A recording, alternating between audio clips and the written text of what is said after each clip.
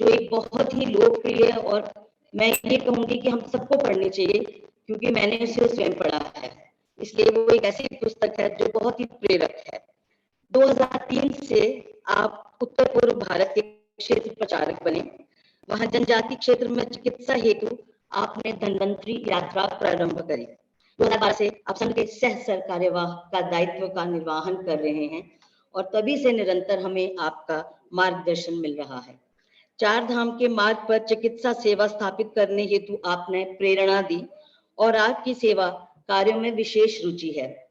मैं एक और मेंशन करना चाहूंगी कि आजकल वर्तमान में एक बहुत ही प्रमुख कार्य है जो माननीय कृष्ण गोपाल जी के उनके आदेश पर, उनकी क्या कहना चाहिए, मार्गदर्शक पे हो रहा है।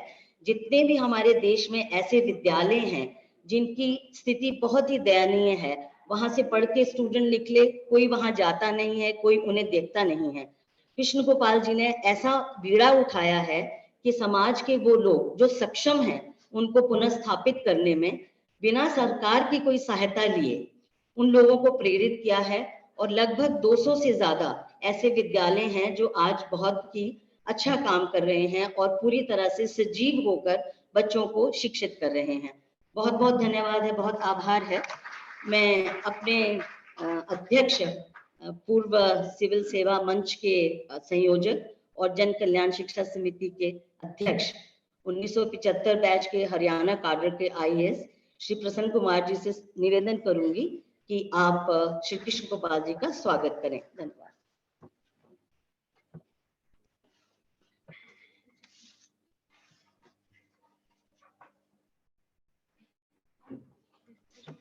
जरा हम तालियों में कंजूसी ना करें।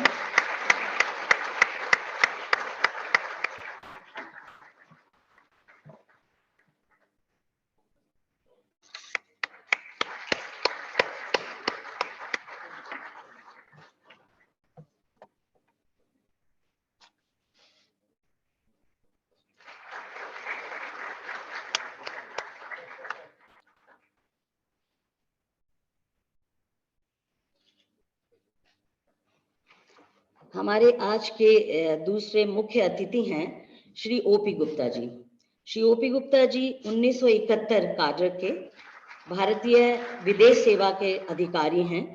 आप पहले 1970 में रेवेन्यू सर्विसेज के ऑफिसर बने और 1971 में आप फॉरेन सर्विसेज के ऑफिसर बने। आपकी शिक्षा बीएचयू में हुई और 1967 में बीएचयू चांसलर गोल्ड मेडलिस्ट से आपको सम्मानित किया गया। आपने विभिन्न देशों में चांसलर रहते हुए, हाई कमिश्नर रहते हुए काम किया है और डिफाइनिंग हिंदुत्व एंड वैदिक इक्वालिटी हिंदुइज्म, ये 2 पुस्तकें आपने लिखी हैं। ओपी गुप्ता जी बहुत लंबे समय से हमारे साथ हैं।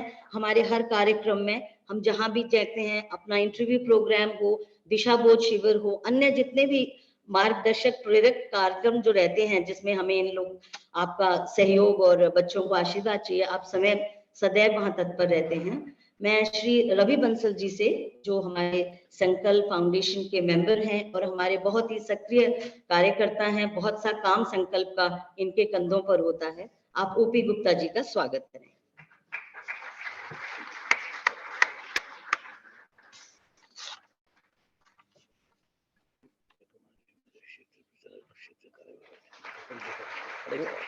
बैठे हैं।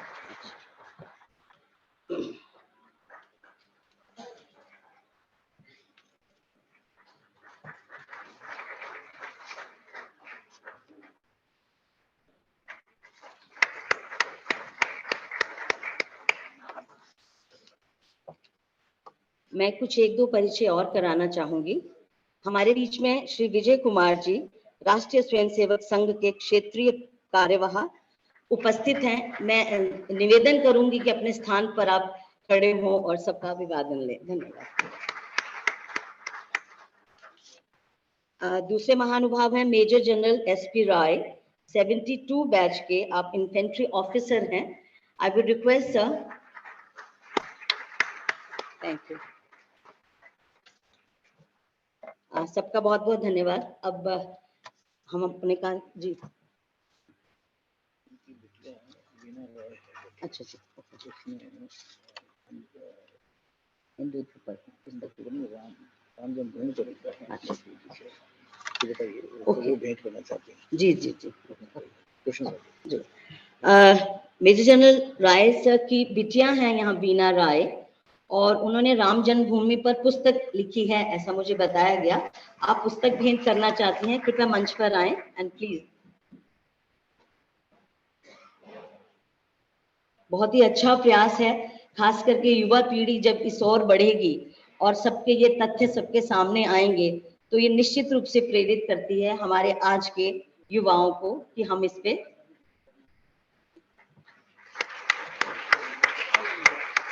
I'm sure you can send more copies also. Please. Thank you.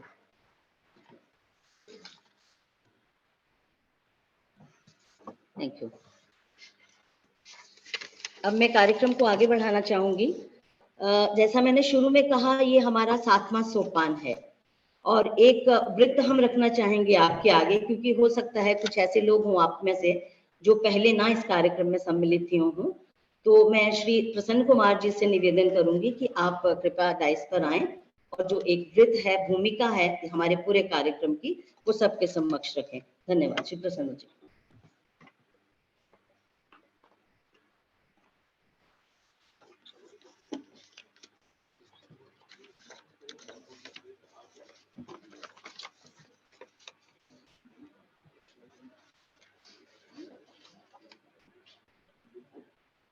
आज के मुख्य अतिथि और मुख्य वक्ता परम आदरणीय डॉक्टर कृष्ण गोपाल जी, इस सभा के अध्यक्ष अम्बासडर श्री ओपी गुप्ता जी, श्री संतोष तनेजा जी, श्री रवि बंसल जी, और सभा में और ऑनलाइन में उपस्थित सभी विशिष्ट अतिथिगण और मेरे प्रिय विद्यार्थी, कुछ यहाँ भी बैठे हैं, कुछ ऑनलाइन अटेंड भी कर रहे हैं। आज हमारे लिए एक सौभाग्य है कि पिछले साल हम व्याख्यानमाला ऑनलाइन करने में मजबूर हो गए थे। हम उस वक्त नहीं सोच सकते थे कि हम कब फिजिकली मिल सकेंगे, तो आज हमें मौका मिला है। तो हम आशा करते हैं कि ये प्रोग्राम बहुत सफल तरीके से कर पाएंगे। मैं आप सबको संकल्प और पूर्व सिविल सेवा अधिकारी मंच और व्याख्यानमाला का एक बैकग्राउंड मैं आपको बताना चाहता हूं कि कुछ लोग आप में कुछ नए हैं, कुछ हमारे साथ पहले से जुड़े हुए हैं। जो नए हैं, जो जिनको संकल्प के बारे में या व्याख्यानमाला के बारे में ज़्यादा परिचय ना हो, उनके लिए मैं बताना चाहता हूं। जन कल्याण शिक्षा समिति, जो कि एक नॉन प्रॉफिट NGO है, और उसका सिविल सर्विस कोचिंग सेंटर संकल्प, इसकी स्थापना हुई थी 1986 में। उसका उद्देश्य था कि देश में प्रशासनिक सेवाओं में जो भी भर्ती हो जाते हैं, उनमें एक मिशनरी ज़ील हो, मिशनरी उत्साह हो, राष्ट्रवादी भावना हो और मानवीय मूल्यों के प्रति पूर्ण समर्पण हो और देश के प्रति निष्ठा भी हो। ऐसे व्यक्ति सिविल सेवा में आ जाएं, तभी हमारे देश में तरक्की होगी, हम आगे बढ़ पाएंगे। हम अपने कोचिंग के जरिए विद्यार्थियों में ईमानदारी, संवेदनशीलता, विश्वसनीयता, सामाजिक प्रतिबद्धता, उत्कृष्टता और देश के प्रति समर्पण, ये सभी गुण डालने की कोशिश करते हैं और हमें पूरी पूरा विश्वास है कि हम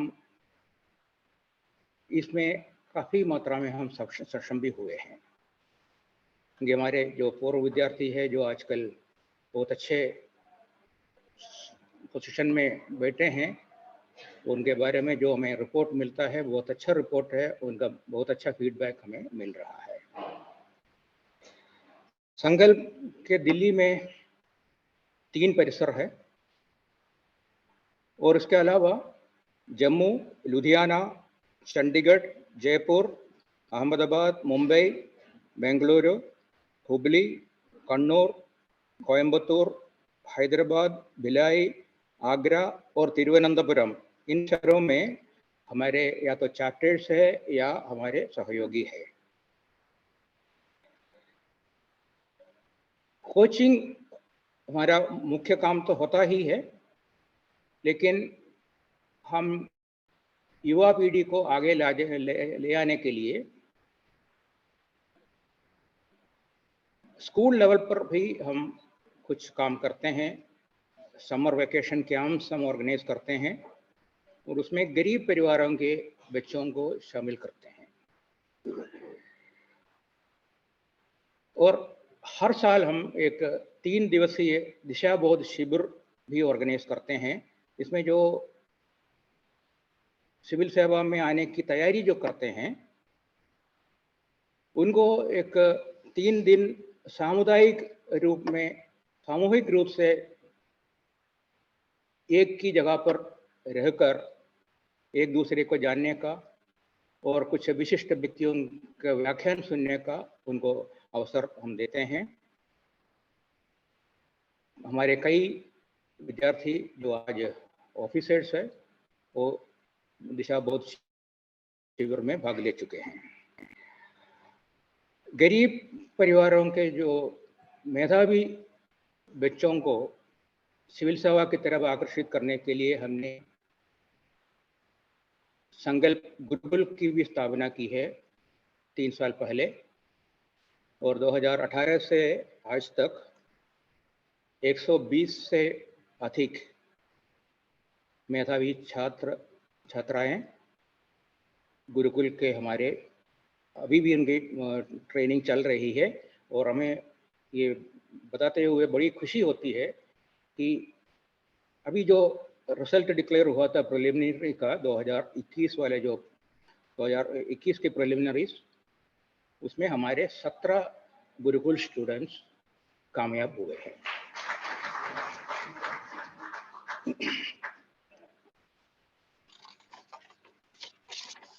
संकल्प, जैसा आप सब जानते हैं कि संकल्प का सबसे जो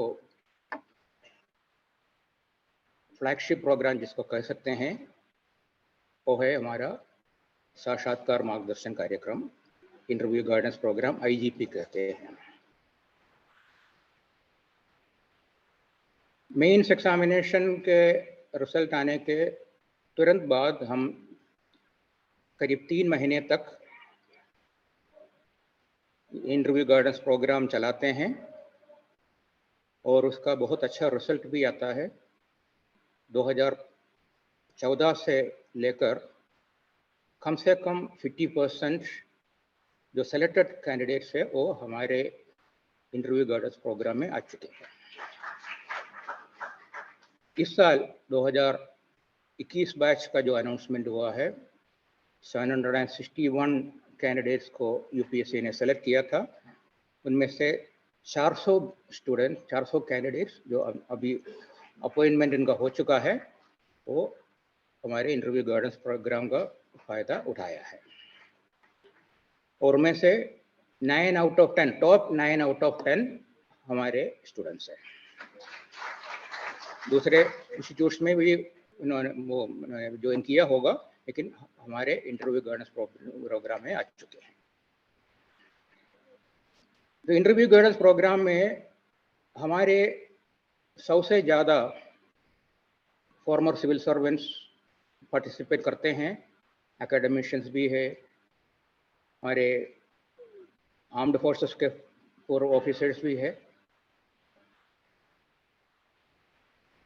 और यह ऐसा लगा कि उनके पास समय काफ़ी है।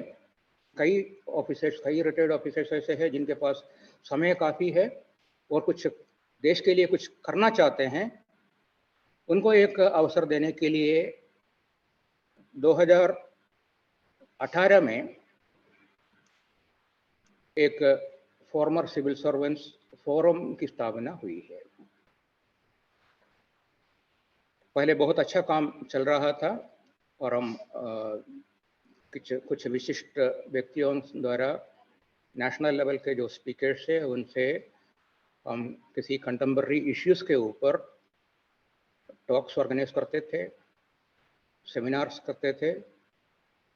हम आपस में भी विचार विमर्श करते थे और उस पर जो रिकमेंडेशंस आ जाते हैं वो हम सरकारी लेवल पर अपने जो भी कंसर्न्ड क्षेत्र हो वहाँ हम पहुँचाते भी हैं। लेकिन कोविड महामारी के आने के बाद हमारा काम काफ़ी कम हो गया और अब केवल कम से कम एक महीने में एक बार हम टॉक्स ऑर्गेनाइज करते हैं और उसमें भी उसका भी बहुत अच्छा फीडबैक हमें मिलता है। अब मैं व्याख्यानमाला के बारे में भी बताना चाहता हूँ। 2015 से व्याख्यानमाला संकल्प के माध्यम से ऑर्गेनाइज किया जा रहा था। उसमें हमें खुशी है कि आज के मुख्य वक्ता डॉक्टर कृष्ण गोपाल जी 2015 से आज तक सभी संस्करणों में मुख्य वक्ता के रूप में हमें मौका दिया है। उनके आध्यात्मिक और बौद्धिक विचारों से हमें मार्गदर्शन दिया है और उनके अलावा जो विशिष्ट व्यक्ति व्याख्यानमाला में भाग ले चुके हैं उनका मैं एक लिस्ट आपको देना चाहता हूं। 2015 में माननीय रंगाहरी जी, स्वर्गीय श्री जगमोहन जी और डॉक्टर भूरेलाल जी। 2016 में श्री बजरंगलाल जी, डॉक्टर मुरली मनोहर जोशी जी, स्वर्गीय श्री अनिल महतो दवे जी, श्री अनिरुद्ध देशपांडे जी और डॉक्टर महेश शर्मा जी।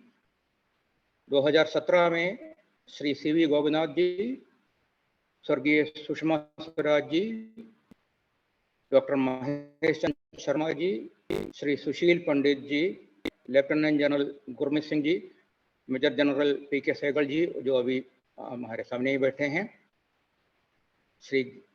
और 2018 में तत्कालीन हिमाचल के राज्यपाल और वर्तमान गुजरात के राज्यपाल आचार्य देवव्रत जी, श्री अरुण कुमार जी, श्री गोविंद आचार्य जी, प्रोफेसर कपिल तिवारी जी और श्रीमती सुमित्रा महाजन जी। 2019 से लेकर संकल्प ने ये काम पूर्व सिविल सेवा अधिकारी मंच को सौंपा है और 2019 में जो वक्ता थे कृष्ण गोपाल जी के अलावा श्री रमेश पतंगे जी, डॉक्टर कपिल कपूर जी और आदरणीय गृह मंत्री श्री अमित शाह जी थे। पिछले साल जैसे मैंने पहले भी कहा कि हम फिजिकली हम मिल नहीं पाए, ऑनलाइन मोड पर हमने व्याख्यानमाला का आयोजन किया था और उसमें हमारे भारत के जल पुरुष डॉक्टर राजेंद्र सिंह जी, राजदूत दीपक वोरा जी और उत्तर प्रदेश के महामहिम मुख्यमंत्री जी योगी आदित्यनाथ जी हमें संबोधित किया था।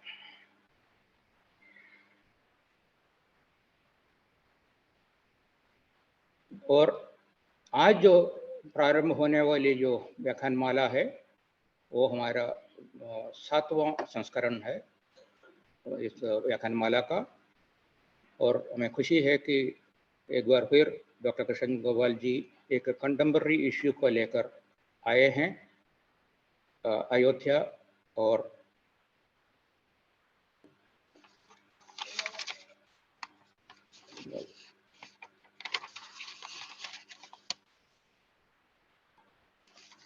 अयोध्या के जो वर्तमान स्थिति और भविष्य में क्या होगा इसके बारे में बोलने के लिए कृष्ण गोपाल जी आए हैं, तो मैं उनका स्वागत करता हूं। आप सबकी तरफ से मैं स्वागत करता हूं। और आज की सभा का अध्यक्ष श्री ओपी गुप्ता जी पूर्व राजदूत है, उनका भी मैं संकल्प की तरफ से और सिविल सेवा मंच की तरफ से स्वागत करता हूं और आप सबका मैं स्वागत करता हूं।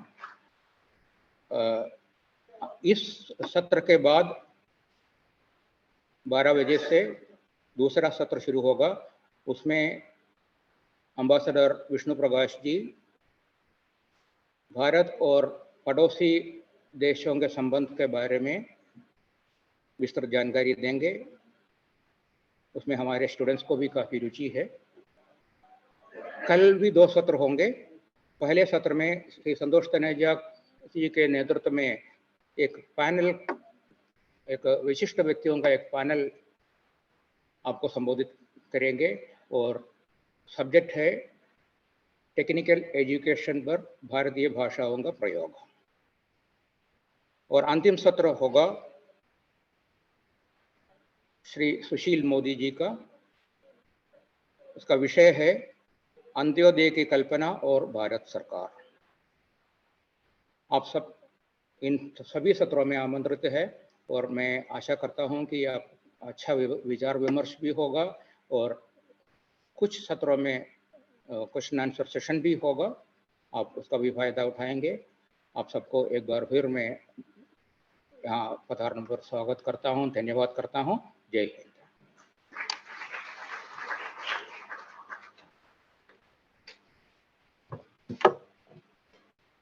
धन्यवाद सर। हमारे 2 मुख्य आयाम सर ने अभी जिनका उल्लेख किया, संकल्प की सफलता और हमारे अन्य कार्यक्रम जिनमें व्याख्यान माला प्रमुख है। मैं यहाँ ये ज़रूर कहना चाहूँगी कि चाहे हमारे विद्यार्थियों की सफलता हो या कार्यक्रम की सफलता हो, वो आप लोगों के बिना नहीं होती है। ये आपका सहयोग है, आप अपना समय देते हैं हमारे हर प्रोग्राम में, चाहे हम इंटरव्यूज़ के लिए बुलाएं, सेमिनार्स में बुलाएं, ऑनलाइन करें। सर बैठे हैं, Sarvesh ji, Kalsi ji and many more, Vora sir बहुत समय से। और I really once again even I, आप सबका बहुत बहुत धन्यवाद, क्योंकि हमारी सफलता के कारक आप ही हैं। आपसे ही संकल्प आगे बढ़ रहा है। धन्यवाद। अब श्रृंखला को आगे बढ़ाते हुए मैं श्री अपना ओपी गुप्ता जी से निवेदन करूंगी कि आप अपना प्रबोधन दें, अध्यक्षीय उद्बोधन जो है आपके सामने रखें। उसके बाद श्री कृष्ण गोपाल जी आपसे। आइए सर।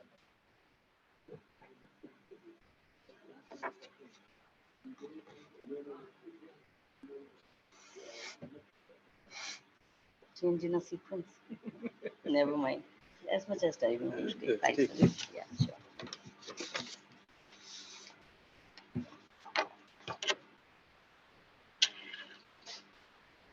माननीय डॉक्टर कृष्ण गोपाल जी, सह कार्यवाह राष्ट्रीय स्वयंसेवक संघ, श्री संतोष तनेजा जी, जन कल्याण शिक्षा समिति एवं संकल्प प्रकल्प, Ravi Bansal ji, doctor ji Prasanna Kumar ji, convener former civil servants forum, भाइयों बहनों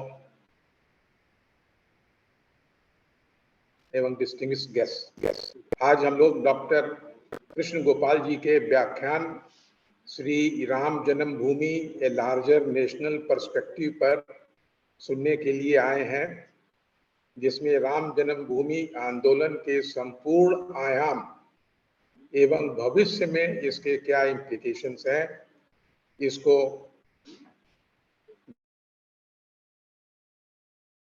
डॉक्टर साहब प्रस्तुत करेंगे। और ये ऐसे महानुभाव हैं जो इस आंदोलन में शुरू से लेकर अंत तक लगे रहे, इसलिए हमको हॉर्सेस माउथ के अकाउंट्स मिलेंगे।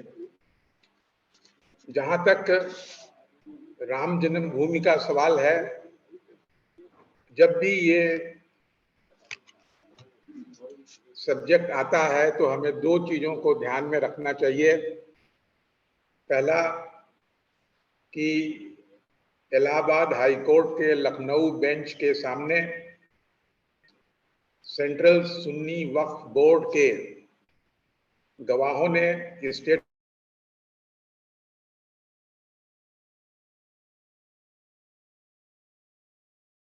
दिया है कि बाबर ने, कोई भी ऐसा मेंशन नहीं है कि बाबर ने अयोध्या में मस्जिद बनाने का कोई आदेश दिया था।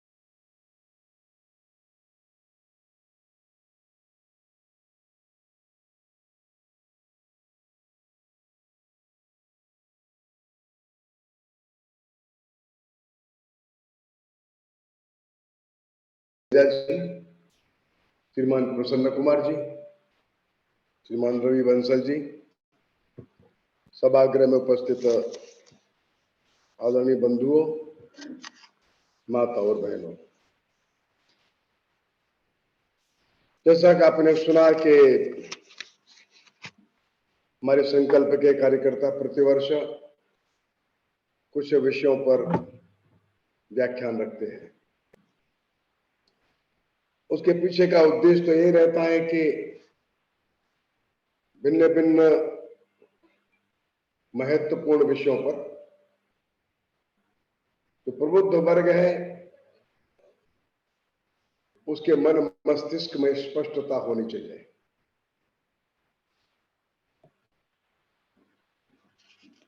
एक 1000 वर्षों की जो पराधीनता और संघर्ष का समय रहा, उसने हमारे देश के प्रबुद्ध वर्ग के मस्तिष्क को भी बड़ी मात्रा में कोलोनाइज्ड किया है। जितना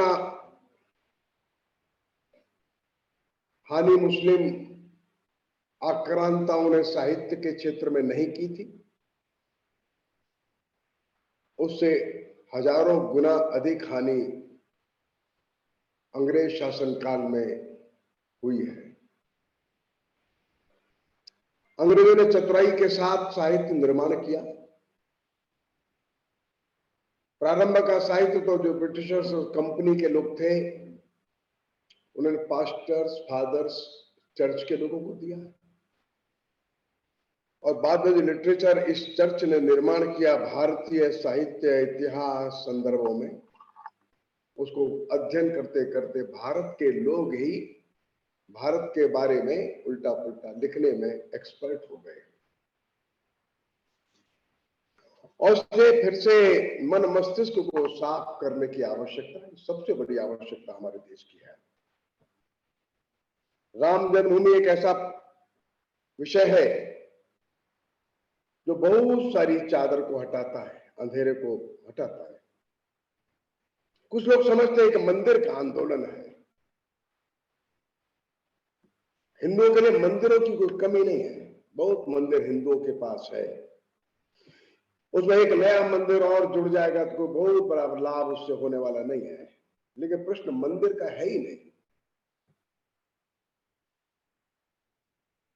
प्रश्न जो है वो यह है कि जो उल्टा हुआ उसको सीधा करना है। और इसलिए जब 5 अगस्त को फिर से वहां भूमि पूजन हुआ, निर्माण के कार्य को गति मिली, लेकिन इतना आसानी से नहीं हो गया। जो कॉलोनाइज्ड ब्रेन्स हैं इन्होंने होने नहीं दिया आसानी से। आंदोलन पर आंदोलन चले देश में, और उस मंदिर का विरोध करने वाले वही कॉलोनाइज्ड ब्रेन्स थे जो अंग्रेज तैयार करके गए थे। हमारे हिंदू लोग ही प्रमाण मांगते, प्रमाण लाइए। सारे देश की, सारे दुनिया में जो हिंदू समाज फैला है उसकी आस्था है, श्रद्धा है, उनको मालूम है। हजारों रेफरेंसेस, मान लो आईने अकबरी में या बाबरनामा में कोई बात का उल्लेख नहीं है तो बात वो अंधू हो जाएगी क्या? हजारों बातों का उल्लेख उसमें नहीं है तो भी सब बातें निरर्थक हो जाएगी क्या? आईने अकबरी और क्या है ये? बाबरनामा है क्या? वो सिद्ध करेगा भारत कैसा था। और इसलिए बड़े आंदोलन चलाने पड़े इस मंदिर के लिए, आसानी से अनुमति नहीं मिल गई। लाखों लाख लोग हर साल चल देते थे, आंदोलन करते। दुनिया ने इतना बड़ा आंदोलन कभी देखा नहीं, सारे विश्व ने कभी नहीं देखा इतना बड़ा जन आंदोलन जो शांतिपूर्ण था। आंदोलन की व्यापकता बहुत गहरी थी। लाखों गांव से शिलाएं पूज करके लोग ला करके अयोध्या में रख दिए थे, मंदिर बनेगा तब ये काम आएगी। लोगों को लगता नहीं था उनके जीवन में मंदिर निर्माण का कार्य प्रारंभ होगा। इस आंदोलन ने सारे देश के सामाजिक, सांस्कृतिक, आध्यात्मिक और राजनीतिक समीकरण बदल दिए। दुनिया भर के लोगों की सोच भी बदल दी। लोगों को लगने लगा कि कौन है। वीएस नायपाल लिखते हैं द वुंडेड सिविलाइजेशन में, दुनिया में कोई ऐसी भी जाति है जो 500 वर्ष पुराने अपने अपमान का प्रक्षालन करने के लिए लाखों की संख्या में लाखों गांव से चल देती है। इसमें युवक है, इसमें उत्साह है, इनमें बलिदान करने की भावना है। आगे लिखते वीएस नायपाल, इस जाति के अंदर इतना उत्साह, इतनी उमंग, इतना कमिटमेंट मैं देखता हूं, ये दुनिया में कुछ भी कर सकती। लेकिन उनके इस लिखने से मंदिर नहीं बनता। मुकदमे चले, वर्षानुवर्ष, दशकों तक मुकदमे चलते रहे, फाइलों पर फाइलें आती रही और अंततोगत्वा सर्वोच्च न्यायालय का निर्णय आया और मंदिर निर्माण प्रारंभ हुआ। मैंने बताया कि ये मंदिर निर्माण ही कोई एक ईंट पत्थर का मंदिर बना देना उद्देश्य नहीं है। आज का विषय जो है राम जन्मभूमि और व्यापक राष्ट्रीय परिप्रेक्ष्य, ये विषय है आज का जो मैं बोल रहा हूं आपके सामने। तो ध्यान में आ गया कि मंदिर बनेगा तो आपको आश्चर्य होगा। फिर मैं बता रहा हूं, तो निधि का समर्पण हुआ। 4.5 लाख गांव से लोगों ने निधि भेजी है मंदिर के लिए। अनबिलीवेबल है। इस देश में किसी भी काम के लिए 4.5 लाख लोगों ने पैसा कभी नहीं भेजा। 12 करोड़ हिंदू परिवारों ने पैसा दिया है, निधि दी है, समर्पण किया है। लगभग 60 करोड़ हिंदू आबादी जनसंख्या का इसमें भागीदारी है। एक घर में 4-5 लोग मानते हैं तो 50 से लेकर 60 करोड़ हिंदू जनसंख्या ने कहा है हमारा धन लो, मंदिर बनाओ।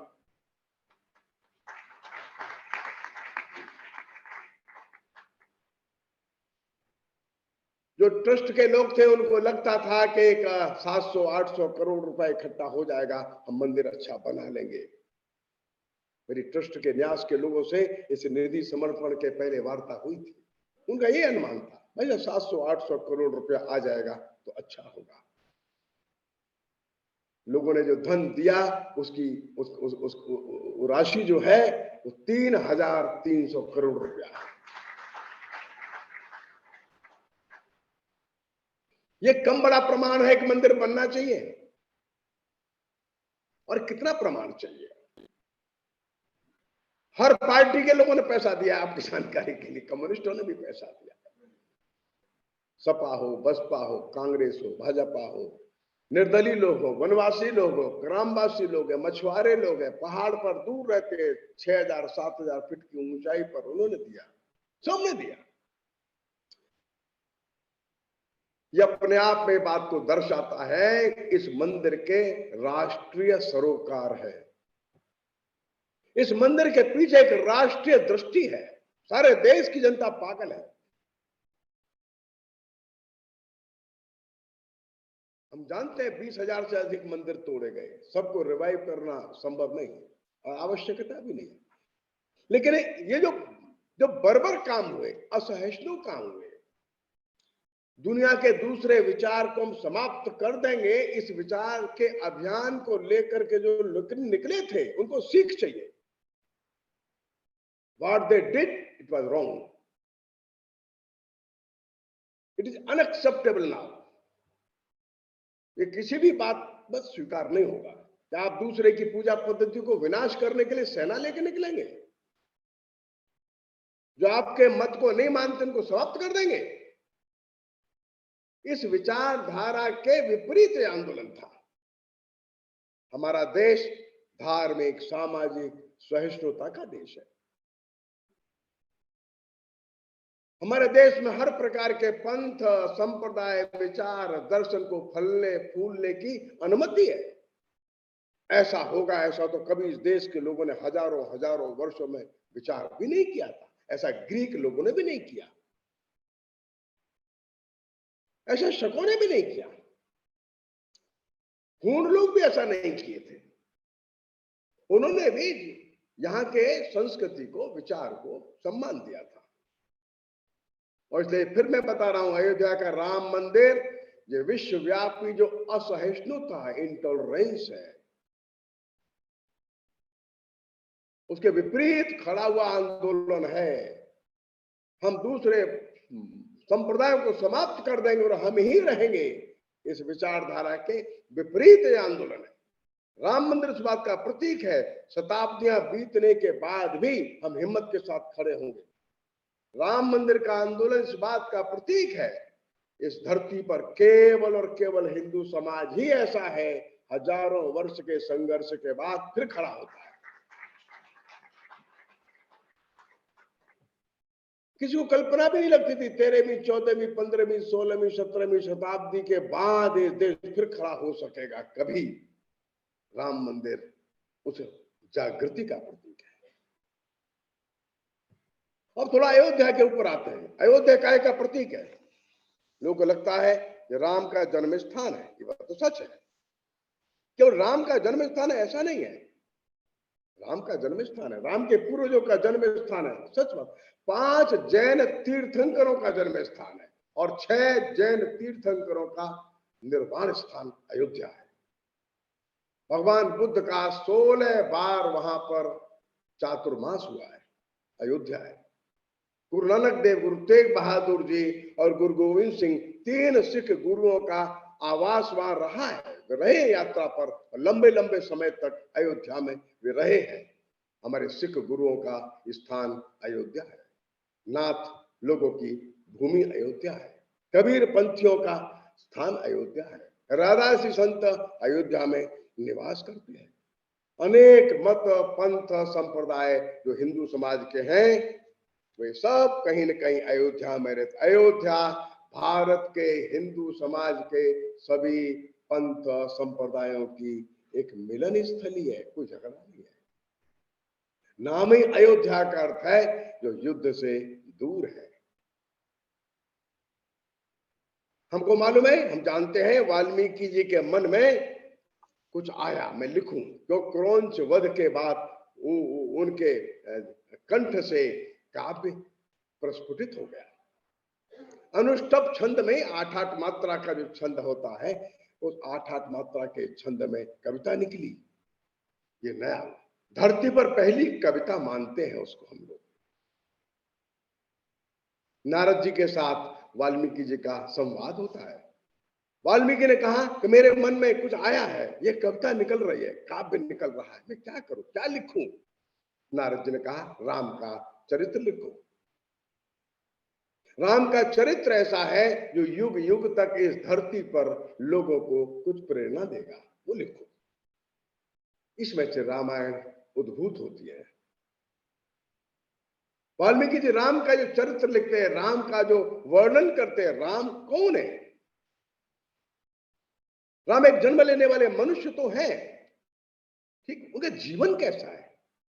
इस धरती के लोगों को राम का जीवन पसंद आ गया, राम का जीवन मन भा गया। राम एक आदर्श रूप में लोगों के हृदय में स्थित हो गए। हर बात के लिए लोग राम को स्मरण करने लगे। जीवन कैसा हो? जीवन राम जैसा हो जाए। हमारे मन में, हमारे हृदय में राम अवतरित हो जाए। राम इस देश की अंतरात्मा में गहरा व्याप्त हो गया। अब मैं आपके सामने कुछ ऐसे बातें रखता हूं जो राम के जीवन से अपने को प्रकट होती है, ध्यान में आती है।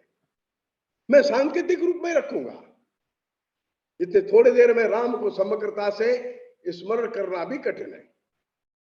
वाल्मीकि जी लिखते हैं कि राम जो है जे बड़े मनोहारी है, सब है, ठीक है, लेकिन एक खास बात है, राम दूसरे का दोष नहीं देखते। हम सामान्य जीवन में देखते हैं, अपने ऑफिस में, घर में, परिवार में, व्यापार में, हमेशा आदमी का दोष पहले दिखता। अरे भाई साहब बहुत बोलता है, अरे कितना विद्वान है, ये नहीं चर्चा करेगा, अरे भाई साहब बहुत जल्दी गुस्सा करता है। ये दोष देखने की दृष्टि मनुष्य की स्वाभाविक है। राम उल्टे है, उलट है। वीरवान अनसूय कहा, वाल्मीकि ने कहा राम जो है अनसूय कहा, राम जो है इनकी दृष्टि दोष देखने की नहीं है। राम अनसूय कहा, राम दोष नहीं देखते। रावण मर गया, रावण के मरने के बाद राम रावण की प्रशंसा करते हैं। मैं बताऊंगा आगे। रावण में 50 दोष होंगे, राम ने एक भी दोष का वर्णन नहीं करता। राम अनसूय का दोष नहीं देखते। एडिसन नाम का एक बड़ा वैज्ञानिक हो गया, और एक समय ऐसा था, एडिसन बच्चा था, स्कूल पढ़ने जाता था, चुप गुमसुम बैठा रहता था। वो आके अध्यापक को लगा ये क्या मंद बुद्धि का बच्चा आ गया, बोलता ही नहीं कुछ। और एक दिन एक पत्र एडिसन की माँ को और अध्यापक लिखता है, ये बच्चा आपका है, ये स्कूल में आने के लायक नहीं है, इसको बुद्धि नहीं है, ये पढ़ नहीं पाएगा, आप जो भी कुछ करना है इसका घर पर करें, आप इसको विद्यालय न भेजें। माँ जो है वो चिंतित हो गई। अच्छा अध्यापक ऐसा नहीं, मेरा बच्चा ऐसा नहीं है। माँ ने घर में पढ़ाया एडिसन को, एडिसन इतना बड़ा साइंटिस्ट हो गया। ये अनसूया का, माँ ने दोष नहीं देखा, वो क्लास टीचर है, वो दोष देखता है। राम जो है ये शांत रहते हैं। और हम तुलना करें, तुलना करना नहीं चाहिए, लेकिन दो महापुरुषों में ऐसे एक बार एक समदृष्टि से देखें, कृष्ण बहुत अच्छा बोलते हैं, कृष्ण वाचाल है, हर बात पर बोलने को तत्पर रहते हैं। राम शांत है। तो इसलिए वाल्मीकि कहते हैं सच नित्यम प्रशांत आत्मा, ये आत्मा शांत है। लेकिन राम बोलते हैं तो मधुर ही बोलते हैं। वाल्मीकि कहते हैं राम जब बोलते हैं तो दूसरे को कटु लगने वाला नहीं बोलते। मृदुम पूर्वम च भाषते, राम जो है बड़ा मधुर बोलते हैं, मृदु बोलते हैं, लेकिन पहले से बोलते हैं। कभी कभी हमको लगता है पहले से बोलने का क्या मतलब है। कोई मित्र आया आपके घर में बैठा है, दोनों शांत, पहले कौन बोले? तो वाल्मीकि कहते हैं राम जो है ना ये पहले बोलने वाले हैं। तो भाई कैसे हो, कहां से आए, स्वास्थ्य ठीक तो है ना? राम वार्तालाप का, संवाद का प्रारंभ राम कर देते हैं। राम जो है उद्वेलित नहीं होते, कठोर वाणी नहीं बोलते, एकदम वार्तालाप में क्रोधित नहीं होते। और से राम जो है वाल्मीकि कहते हैं पूर्व भाषी प्रियम वद, वार्तालाप प्रारंभ करते हैं पूर्व भाषी, लेकिन अप्रिय लगने वाली बात राम नहीं बोलते। मधुर भाषी है, पूर्व भाषी है, प्रियम वद, मधुर बोलते, विनम्रता से बोलते। राम चक्रवर्ती सम्राट का बड़ा बेटा है, गंगा के किनारे खड़ा है, नाव वाले से नाव मांगता है, निर्देश नहीं करता, इधर नाव लाओ जरा, ऐसा नहीं बोलता है, बड़ी विनम्रता से कहता है, ए भैया नाव इधर लगाओगे क्या? और देखिए राम का व्यवहार, देखिए राम का व्यवहार इतना लोक मन भावक है कि केवट मना कर देता है, नहीं नहीं मैं नाव नहीं लगाने वाला। ये देखिए व्हाट इज द ब्यूटी, लोकतंत्र में भी क्या होगी वो, इसका सौंदर्य देखिए। चक्रवर्ती सम्राट का बड़ा बेटा जो कल राजा बनने वाला था, आज किसी कारण से गंगा के तट पर खड़ा है और एक मल्लाह से कहता है नाव इधर लगा, और मल्लाह मना करता है नहीं नाव नहीं लगाऊंगा मैं, पहले मेरी बात का जवाब दो। मांगी नावन केवट आना, आता ही नहीं, केवट नहीं आया। राम के मांगने में मधुरता, विनम्रता, शालीनता होने के बाद भी केवट को अधिकार है। कैसा लोकतंत्र रहा होगा। ये राम है, वनवास को जा रहे हैं, तो वनवास को जाते समय राम ने लक्ष्मण को कहा, लक्ष्मण तुम आगे रहो, तुम आगे चलो। अग्रतो गच्छ सौमित्रे, हे सौमित्र तुम आगे चलो। सीता त्वाम अनुगच्छति, सीता तुम्हारे पीछे चलेगी, मैं तुम दोनों के पीछे चलता हूं। राम के मन में है मैं दोनों के पीछे चलूंगा तो सुरक्षा की जिम्मेदारी मेरे ऊपर आएगी, मैं चिंता करूंगा। अब घने जंगल में जा रहे हैं, राम के मन में सुरक्षा का भाव परिवार के बड़े बड़े है। राम ये नहीं बोलते मैं तुम्हारी सुरक्षा करता चलूंगा, मैं ऐसा नहीं बोलते। राम बोलते हैं अन्यो नस्य हिनो रक्ष,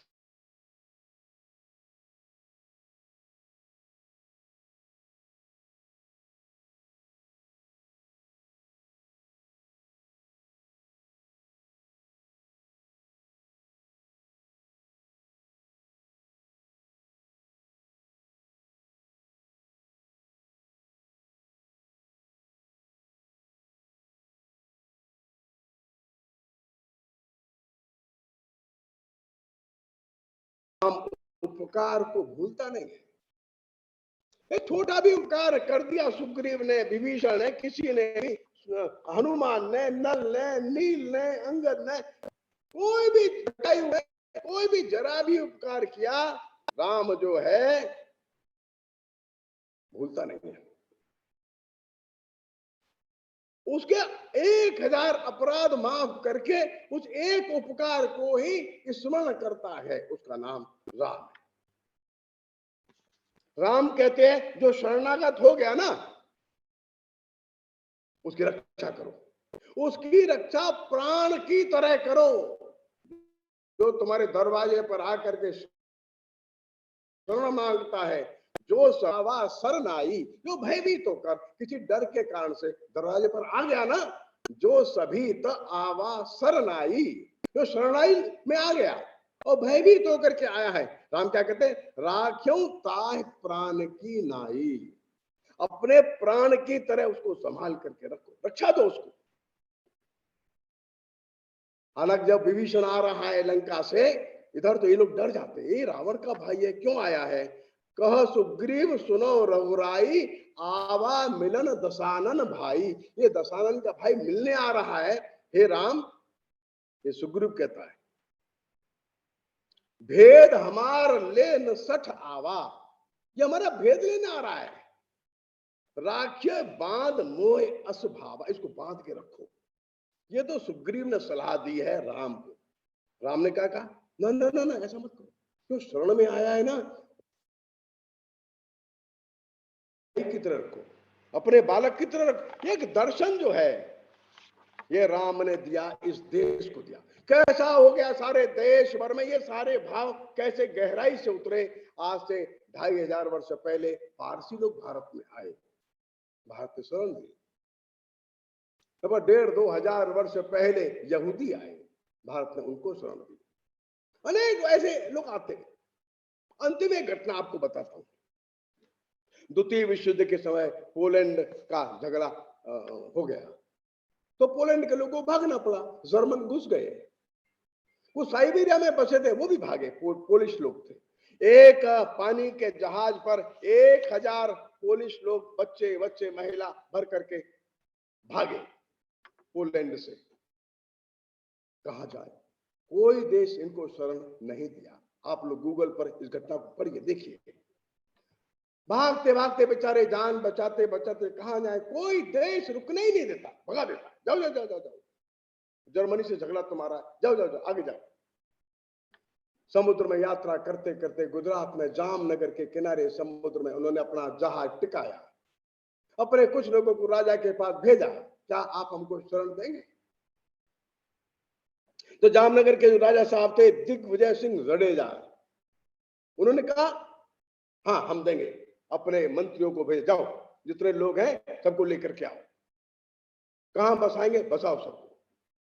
गांव दे दिया, जमीन दे दी, मकान बनवा दिए, बच्चों के लिए विद्यालय खुलवा दिया, भोजन पानी की व्यवस्था जामनगर के राजा जो थे दिग्विजय सिंह जडेजा उन्होंने की। ये बात मैं समझता हूं लगभग 39 की है।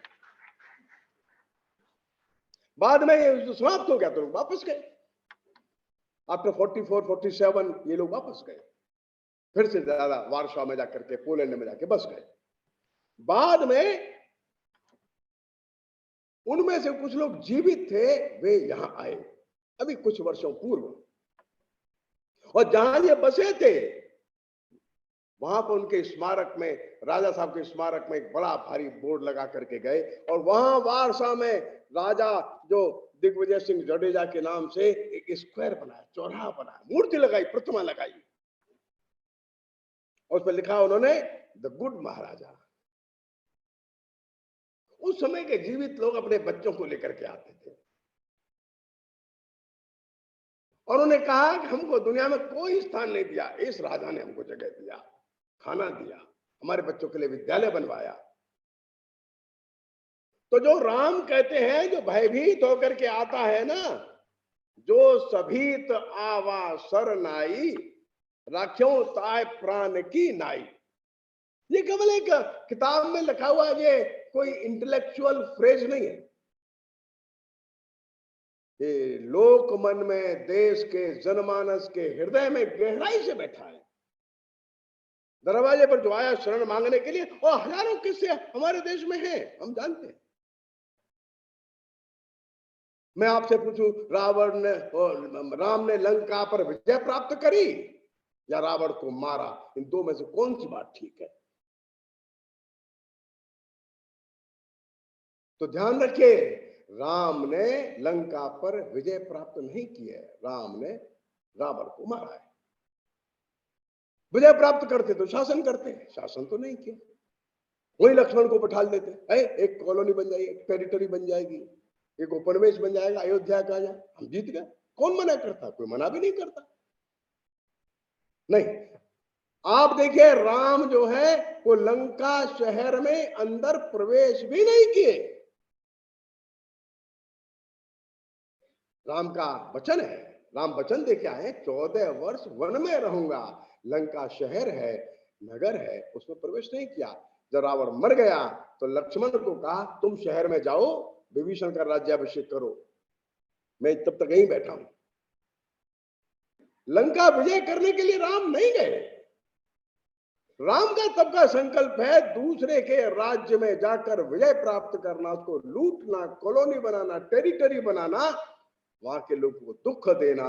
राम कह करके गए। इस देश ने तब से लेकर आज तक कभी भी ऐसा व्यवहार किसी देश के साथ नहीं किया।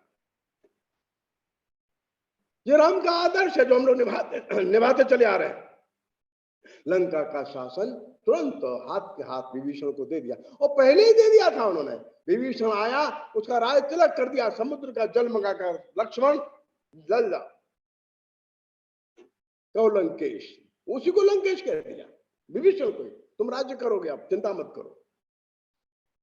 ये राम है। राम चाहते थे संकट के समय तुरंत और अयोध्या खबर भेज देते, भाई सेना भेजो, हम जरा संकट में आ गए।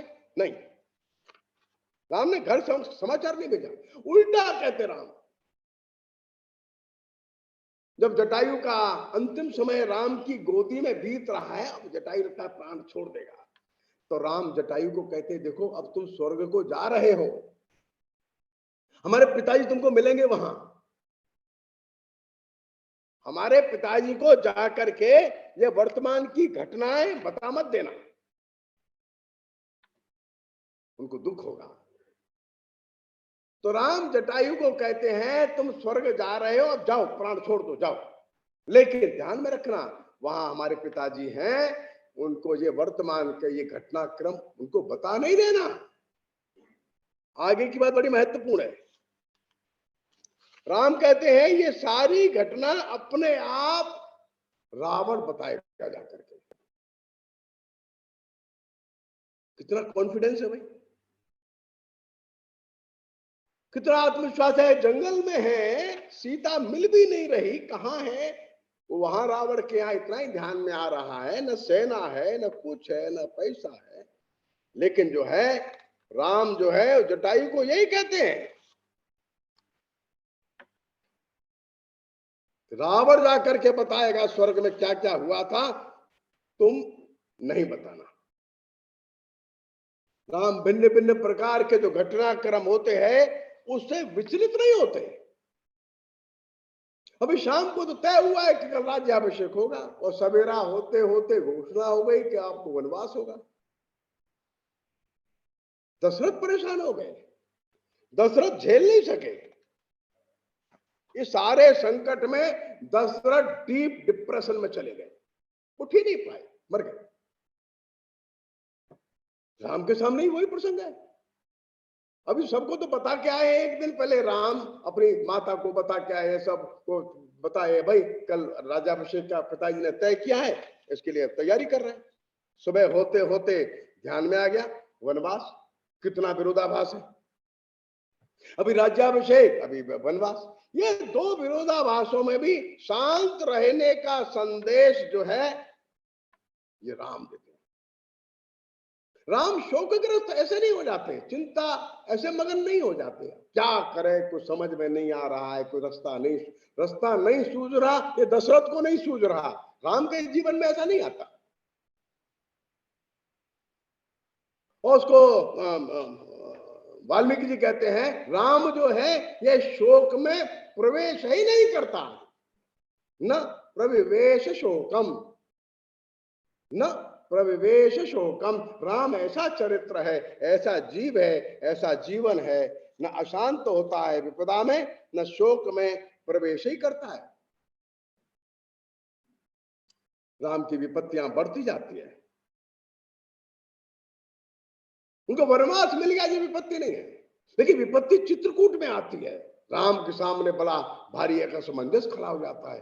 कुल गुरु आ गए हैं वशिष्ठ, राजगुरु आ गए हैं विश्वामित्र, तीनों माताएं बैठी हैं, भाई बैठे हैं, सारी प्रजा के मुख्य लोग बैठे हैं, मंत्रिमंडल पूरा बैठा है, और सबके सब यूनानिमसली कह रहे हैं राम घर चलो। राम के सामने बड़ा सा कैसे किस किस को मना करे। वशिष्ठ का और राम का बड़ा संवाद है, आप पढ़िए आप वाल्मीकि रामायण। वशिष्ठ बार बार समझाते नहीं, राम यही कर्तव्य तुम्हारा है, अब तुम घर चलो। राम कहते हैं हम दो बात नहीं करते कभी। राम दो बातें नहीं बोलता। ये बात राम वशिष्ठ को समझा रहे, अपने कुल गुरु को बता रहे, इनके पिताजी के भी गुरु हैं। राम दो बातें नहीं बोलता, एक बात बोल दिया ना वनवास, बात पक्की हो गई, इसके बाद ही कोई बात होगी। अब सब माताओं का चरण स्पर्श करके वापस करते, भाइयों को वापस करते, मंत्रिमंडल को वापस करते, और फिर कहते हैं अब चित्रकूट छोड़ दो, आगे बढ़ो। ये बार बार यहां आते रहेंगे, पता नहीं क्या होगा। ये बड़ा संकट आ गया, सीता का हरण हो गया, एक और बड़ा संकट आ गया, लक्ष्मण को शक्ति लग गई, लक्ष्मण बेहोश हो गया, एक बड़ा संकट आ गया, भीषण युद्ध हो गया, एक बड़ा संकट आ गया, स्वयं लक्ष्मण को भी मृत्युदंड देना पड़ गया, बड़ा संकट आ गया। लेकिन राम विचलित नहीं होता, किसी भी परिस्थिति में जो विचलित नहीं होते, अशांतता में नहीं चले जाते, चिर शांत जिनका मन मस्तिष्क और बुद्धि विवेक रहता है, हर परिस्थिति में कितने भी बड़े संकट में वो राम। राम हमको यह संदेश देते हैं, संकट आएंगे और चले जाएंगे, चिंता न करो। राम की प्रवृत्ति अकेला निर्णय करने की नहीं है, राम अपने साथी जो भी है उनसे परामर्श करके तब आगे बढ़ते। समुद्र के किनारे खड़े, क्या किया जाए, सेना तो सब तैयार है, तो विभीषण से पूछवाते क्या करे बताओ भाई। तो विभीषण क्या कहता है, देखो ऐसा है ये समुद्र जो है तुम्हारे पूर्वजों का ही खोदा हुआ है, सगर जो थे ना तुम्हारे पूर्वज राम, उन्होंने ही तो खोदा है, तो अपने को समुद्र के पास जाना चाहिए, समुद्र से मार्ग मांगो, वो रास्ता दे देगा। ठीक, राम कहते बिल्कुल ठीक। तो सुग्रीव और हनुमान दोनों जो विभीषण के पास गए हैं, एक खबर लाके राम को देते हैं, राम विभीषण ने ऐसा, ठीक, अच्छा करो, ऐसा ही करो। तो विभीषण की बात मान लेते, सुग्रीव की बात भी मान लेते। सुग्रीव को कहते हैं, सुग्रीव तुम बड़े विद्वान आदमी हो तुम। वाल्मीकि लिखते हैं, सुग्रीव पंडितो नित्यम। राम सुग्रीव को बोलते हैं, सुग्रीव तुम तो सदा सदा ही योग्य हो। सुग्रीव पंडितो नित्यम। बाद में लक्ष्मण को बोलते हैं, लक्ष्मण तुम भी विद्वान कम नहीं हो, तुम भी बड़े विचारवान व्यक्ति हो। भगवान मंत्र विचक्षण, भगवान मंत्र, हे लक्ष्मण तू भी बड़ा है, तो बड़ा बुद्धिमान आदमी, तू विचार करने वाला व्यक्ति है तू। तो जैसा लक्ष्मण, सुग्रीव, हनुमान सब मिलकर के कहते हैं, वही बात राम आगे मानते हैं और इन सब की प्रशंसा भी करते हैं। बात आगे बढ़ जाती है। फिर राम, एक प्रसंग ऐसा आ गया, भाई अब करें लड़ाई शुरू, प्रारंभ करी जाए। तो जामन को पूछो, आक्रमण कर दिया जाए। जामन फिर मना कर देता, नहीं नहीं राम अभी रुको, अभी रुको, एक बार फिर भेजो दूत, एक बार फिर से, शायद रावण मान जाएगा। ठीक, बिल्कुल ठीक बात। राम जामन की बात भी मान जाते और फिर उसको अंगद को भेज, जाओ अंगद तुम जाओ, पूछो बात करके आओ रावण से, क्या क्या कहता है वो। कहने का भाव यह है कि राम एक टीम को साथ लेकर के चलते हैं। राम जानते हैं राम को क्या नई बात बताना है।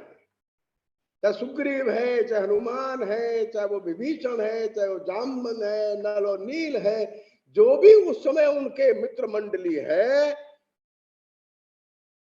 उससे परामर्श करते हैं, हर व्यक्ति को सम्मान देते हैं। राम हमको सिखाता है, हम घर में रहते हैं, हमारा बेटा है हमसे 20 साल छोटा है, 25 साल छोटा है, उसके बावजूद भी जो योग्य पिता है उस बालक को मित्र की तरह रखता है।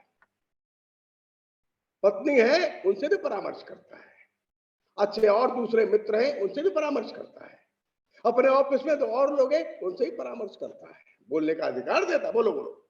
एक हमारे साथ वो हम गुवाहाटी में थे, हमारा एक डीटीपी करने वाला एक कार्यकर्ता था, वो बुद्धि नाम था उसका, वो तो नेपाली था, हिंदी सीख गया था धीरे धीरे धीरे धीरे। मैं हिंदी में टाइप कराता था तो मेरी गलती निकाल करके लाता था, ए मात्रा गलत लगी है आपको, नहीं मेरे नहीं बुद्धि ठीक है, नहीं गलत है, तो डिक्शनरी ला के मेरे सामने, हाँ बुद्धि ठीक है। वो मेरा भले ही वो टाइप करने वाला क्लर्क है, वो इतनी हिम्मत रखता है, नहीं नहीं भाई साहब ये गलत है, यहाँ पे गलत लिखा है, ठीक करे इसको आप। मुझको भी शुरू में तो ऐसा लगता था, ऐसा क्या बोलता है, डिक्शनरी ला के रख देता है मोटा वाला शब्दकोश, देखिए ठीक है। हम अपने साथी लोगों को ये ऐसा अधिकार दे सकते हैं क्या? एक बड़ा रोचक प्रसंग मैंने पढ़ा, रामायण में है कि नहीं मालूम नहीं, लेकिन एक मेहता जी का एक रामायण है, गुजरात के बड़े विद्वान हो गए, उनका एक रामायण है, उसमें रोचक प्रसंग है। कल से युद्ध प्रारंभ होना है, राम चिंता में बैठे हैं, हे भगवान मेरी पत्नी के कारण से कल कैसा युद्ध होगा, क्या किया जाए, कुछ समझ में नहीं आ रहा है, ये दुविधा में पड़ गए राम। तो संशय की एक रात, ऐसा करके उन्होंने एक पूरा अध्याय लिखा है। राम निमग्न बैठे हैं और अंत में उनके मन में आता है ये युद्ध टालना चाहिए, एक महिला के लिए, एक मेरी पत्नी के लिए इतने लोग मर जाएंगे कल, अच्छा नहीं है। संशय की एक रात, इतने में हनुमान आ जाते हैं।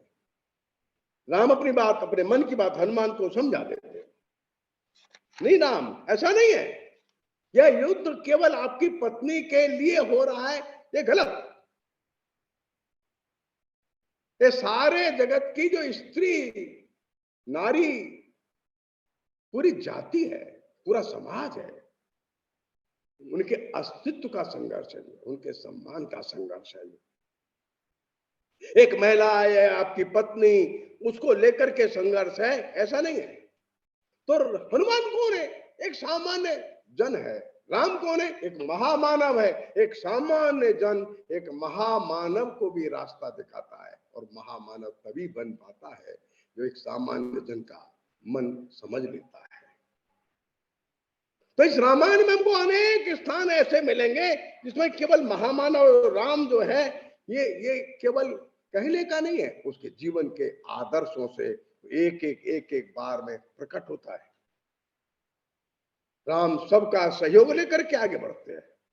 सत्य तभी विजयी होता है जब सबका सहयोग ले लेता है। राम का जो युद्ध चल रहा है हम देख रहे हैं कैसा युद्ध है, और बड़े बड़े लोग जो है वो शांत बैठे देखते हैं। बड़े बड़े देवता भी युद्ध में आते नहीं है, शांत देख रहे, देखते हैं कौन जीतता है, किसका माहौल बनता है। युद्ध के अंतिम दिन आ गए। राम तो रथ पर नहीं है, पैदल है। रावण तो बड़े रथ में लड़ रहा है। प्रसंग हम सबको मालूम है। रावण रथी बिरथ रघुवीरा, देख विभीषण भयउ अधीरा। अब विभीषण अधीर होता है, हे राम कैसे। तो अच्छा सुंदर प्रसंग है, आप पढ़िए उसको। देखिए मैं दूसरी बात कह रहा हूं, देवता लोग देख रहे कौन जीतता है, देखते अंतिम समय आ गया, सब मर गए, केवल रावण बचा है, बस अब लड़ने को आ रहा है। तब देवताओं को लगता है राम को रथ दे देना चाहिए, जीतेगा तो यही लगता है। तब इंद्र अपने माताली को बुला के कहता है भाई तू रथ लेकर के जा जल्दी। तो माताली आकर के रथ लेकर खड़ा हो जाता है। राम बिल्कुल युद्ध के अंतिम समय में उस रथ की प्रदक्षिणा करके रथ पर बैठ करके तब रावण से युद्ध लड़ते हैं। मेरा कहने का अर्थ यही है, सत्य का संघर्ष जब असत्य से होता है, धर्म जब अधर्म से लड़ता है, बड़े बड़े देवता मौन होकर देखते हैं। केवल बड़े बड़े लोग हैं चुपचाप देखते कौन जीतता है। हमने राम जन्मभूमि का संघर्ष भी देखा, चुपचाप देखते हैं, मौन। जब लगे जीत गए, जय हो माला लेकर के आ जाएंगे, अरे भाई हमको तो मालूम था आप जीतने वाले, ऐसा करके राम के सामने इंद्र जो, ये शाश्वत संघर्ष है सत्य का धर्म का अधर्म का जो शिक्षा देता है।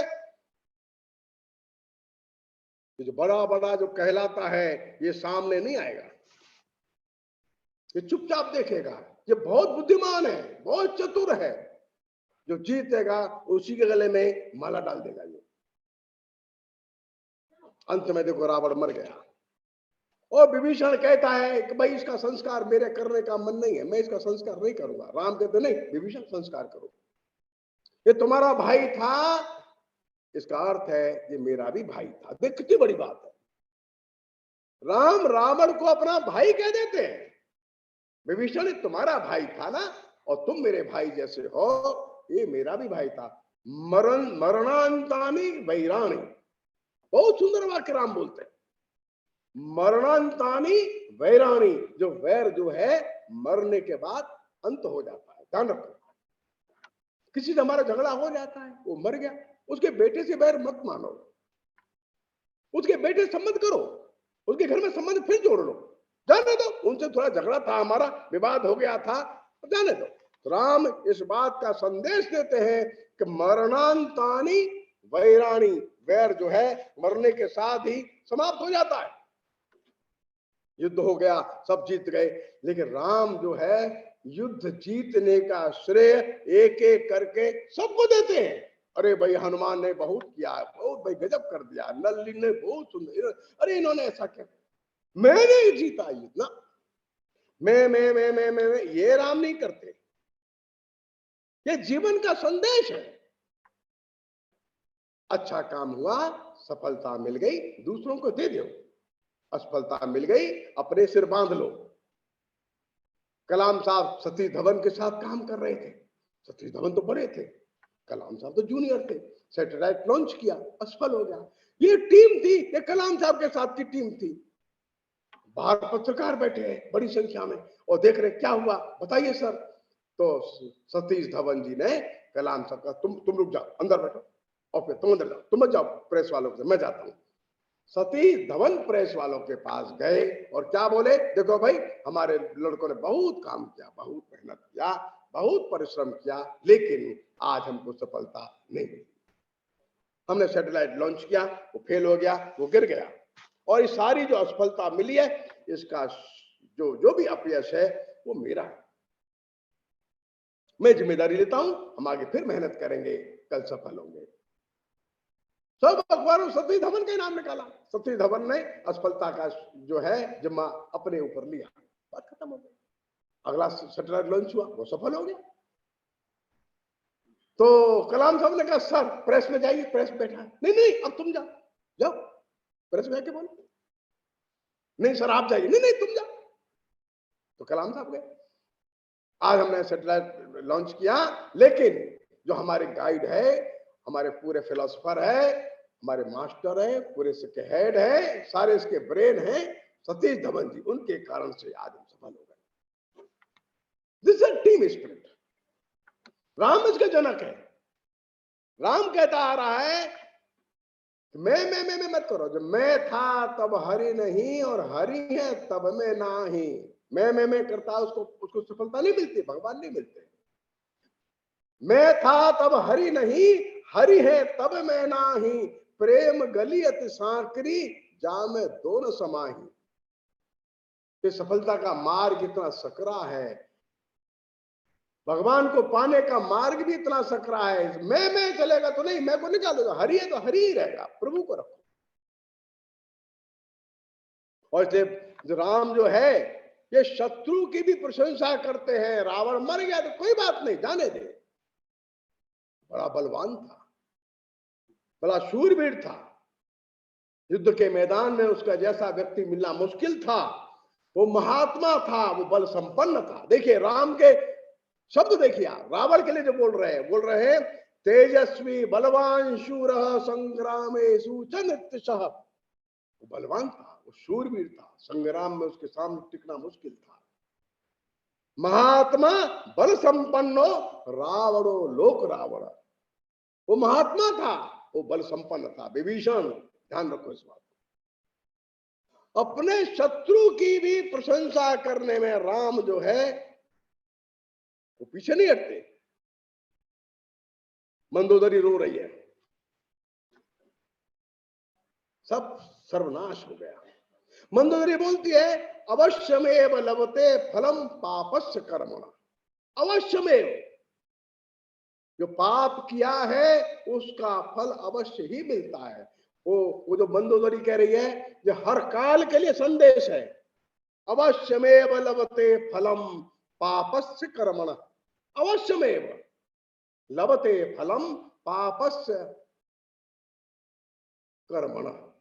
जो पाप का कर्म मेरे पति ने किया था उसका फल जो है वो मैं भोग रही हूं। और जो मंदोदरी की सीख है कि समस्त स्त्री जाति का विलाप है। वो शराब पीता है, घर में बच्चे भूखे रहते हैं। वो जुआ खेलता है, घर में समस्या खड़ी होती है। तो घर में जो कोई एक व्यक्ति पाप कर्म करता है उसका फल अंततो गत्वा पूरे परिवार को मिलता है। ध्यान में रखिए आप। तो मंदोदरी का जो विलाप है, इसका जो शोक है, इसकी जो सीख है, राम अयोध्या वापस आ गए। कहां जाए पहले? तो राम को ध्यान में है कि सबसे ज्यादा दुखी जो है वो कैकेयी है। सब लोग मिलने आ रहे, लेकिन जैसे राम प्रवेश कर रहे, सब लोग मिलने आ रहे, कैकेयी मिलने नहीं आई। 14 साल बाद भी उसके मन में कष्ट है, दुख है। राम समझ रहे। राम चुपचाप सीधे कैकेयी के महल में गए और कैकेयी का पैर पकड़ के बैठ गए और रोते रहे। राम कहते मेरे कारण से आपको इतना कष्ट हो गया है भगवान। कष्ट कैकेयी के कारण राम को हुआ है, लेकिन राम कह रहे मेरे कारण, मैं ना होता तो काय को इतना दुख कष्ट होता। मैं इसका कारण बन गया। कैकेयी से वार्तालाप करते, कैकेयी को लेकर साथ आ जाते। कैकेयी का दुख जो है इसको दूर करने का काम राम करते हैं। घर में गलती हो जाती है किसी से, बालक से हो गई, बड़े से हो गई, हमारा व्यवहार कैसा रहता है, हम उसको मनाते कैसे हैं? जो क्षमा करना जो है ये रामत्व है। बड़े से बड़े व्यक्ति को क्षमा कर देते, ये राम का आशीर्वाद है। राम एक पत्नीधारी है, उनके पिता का 3 विवाह हुआ है। राम संकट में आ गए, जब यज्ञ करते हैं तब सीता को वनवास हो गया। बड़े बड़े पुरोहित आकर के कहते हैं कि दूसरा विवाह आपका हो जाए। नहीं, दूसरा विवाह राम नहीं करता। इस देश में एक पत्नी धारी व्रत का जो नियम बना वो राम के कारण से बना, राम के समय से बना। राम ने उसको इतनी निष्ठा से निर्वाह किया। नहीं, कोई पत्नी की आवश्यकता है, यज्ञ हो रहा है, अश्वमेध यज्ञ हो रहा है, घोड़ा जाएगा, पत्नी तो सोने की पत्नी बना के बिठा दो, यहां पर्याप्त है बस। राम दूसरा विवाह नहीं करता। तो इस देश में कभी कभी ऐसी परंपराएं प्रचलित हो जाती हैं, वो राजा के कारण से हो, किसी कारण से हो, लेकिन उन परंपराओं को राम ठीक करते हैं। एक पत्नीधारी व्रत के लिए राम जो है इस देश में आदर्शों का निर्माण करते हैं। राम बालक की तरह हंसते हैं, राम सामान्य मनुष्य की तरह रोते भी हैं।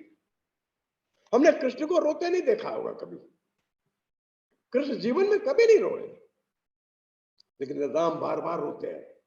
राम सामान्य जन के लिए इजीली अप्रोचेबल है। राम व्याख्यान नहीं देते बड़े बड़े, कृष्ण बड़े बड़े उपदेश देने में माहिर है। सीता का अपहरण हो गया, राम रोने लगे। लक्ष्मण को शक्ति लगी, राम रोने लगे। सीता को फिर जंगल में छोड़ के आने को कहा, राम फिर रोने लगे। और सीता धरती में समा जाती है तो राम रोने लगते। पूरी रामायण जो है ये सीता के चारों तरफ घूमती है। राम का परिवार, राम का कुटुंब ऐसा है जो सबके लिए कुछ न कुछ सीख देता है। और जब राम इतनी जल्दी इतनी सहजता से लोकमन में प्रवेश नहीं कर गए, राम का जीवन है, राम के परिवार का जीवन है। चित्रकूट में बैठे राम और भरत सामने आमने बैठे। भरत कहते हम राज्य नहीं लेंगे, राम कहते हम तो पहले ही छोड़ दिए। इतना बड़ा साम्राज्य एक भाई दूसरे भाई को की ओर फेंकता है जैसे गेंदे का फूल होता है, हमको नहीं चाहिए, हम तो पहले ही छोड़ दिए। क्या दुनिया में ऐसा होता है? राम वापस आ गए, राम फिर से राज तिलक हो गया, राम राजा बन गए। राम ने लक्ष्मण को बुलाया, तुम जो है वो युवराज बन जाओ। युवराज का मतलब सेकंड टू मोनार्क, राजा के बाद क्रमांक 2 उसका। लक्ष्मण हाथ जोड़, नहीं मैं नहीं। लक्ष्मण ने मना कर दिया, नहीं मैं नहीं, भरत को बनाओ। जरा जरा सी बात पर घरों में कैसा झगड़ा हम लोग देखते हैं। एक भाई दूसरे भाई की प्रॉपर्टी पर केस कर देता है, झगड़ा करता है, हत्या कर देते एक दूसरे की। तब फिर राम का चरित्र घर घर में फिर गाया जाता है। कोशिश करते हैं, ये रामायण ऐसे नहीं घर घर चली गई, यहां त्याग की कहानी है। जब भरत को कहा कि गद्दी आपको मिल रही है, भरत लौट के आए ना, भरत लौट करके आए, सबने कहा ये गद्दी आपकी। भरत ना ना ना ना, सवाल ही नहीं, भरत छोड़ देते। मैं न जीऊं बिन राम। जो भरत ने कैकेयी को कहा, ये कहा, ऐसा हो कैसे गया? आपने कैसे समझ लिया ऐसा मैं राज्य कर लूंगा? ये संभव ही नहीं है। जननी मैं न जीऊं बिन राम,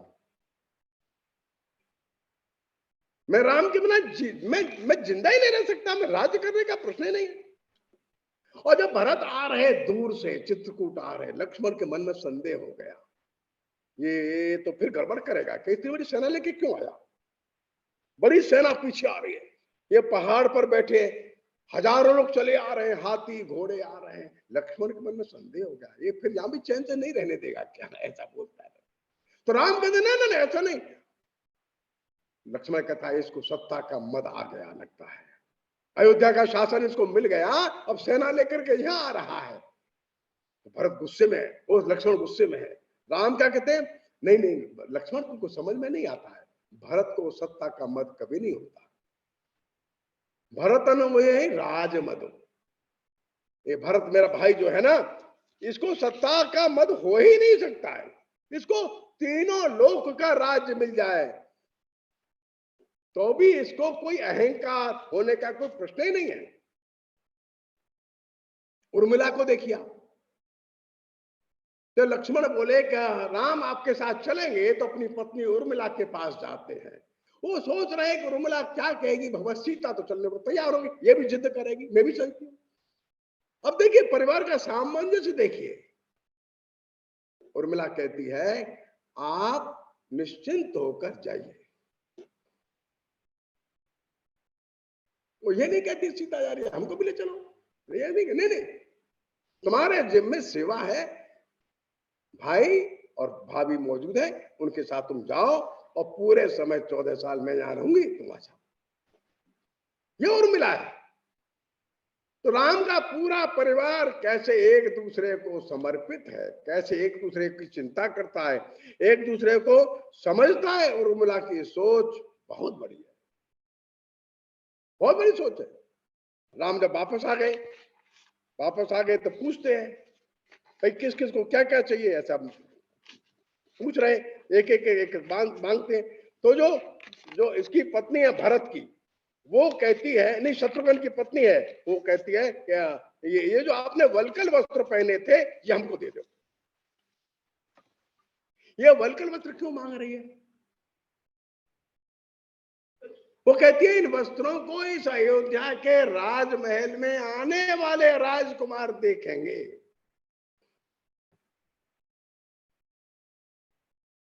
कि इस कुल में ऐसा भी एक राजकुमार था, कोई बात नहीं। अर्थात पूरा का पूरा परिवार कैसा है ये अपने को ध्यान में आता है, एक एक एक बात। और जैसे राम जो है इस धर्म की धुरी पर घूमते हैं, वे धर्मज्ञ है, वे धर्म के ज्ञाता है, वे धर्म के व्याख्याता है, वे धर्म से हटते नहीं, वे धर्म धुरीण है, वे धर्म को जीते हैं।